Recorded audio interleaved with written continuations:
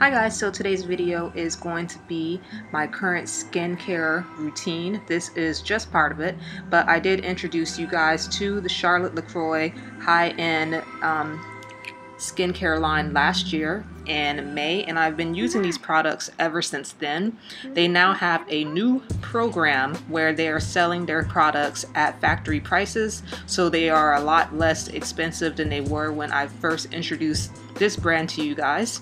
So as of right now, you can currently join their program for $14.99 a month, and you have a choice of getting up to 4 products just at the factory price. And for example, right now you see me washing my face with a gentle cleanser. This gentle cleanser is at least $40 on their website, maybe even more. It's been a while since I looked at it, but with this program you would actually be able to get this product a lot cheaper. Now personally, I really enjoy these products for my skin. They are cruelty free as well as vegan, and to give you a little more insight into the products, they have stem cell therapy that is derived from the argan plants in the product development. This cutting edge technology helps with your skin rejuvenating those cells every night. As we get older, it takes longer for your face to rejuvenate those cells. So when you use these products that have the anti-aging therapy, it will actually cause the skin to boost its stem cells.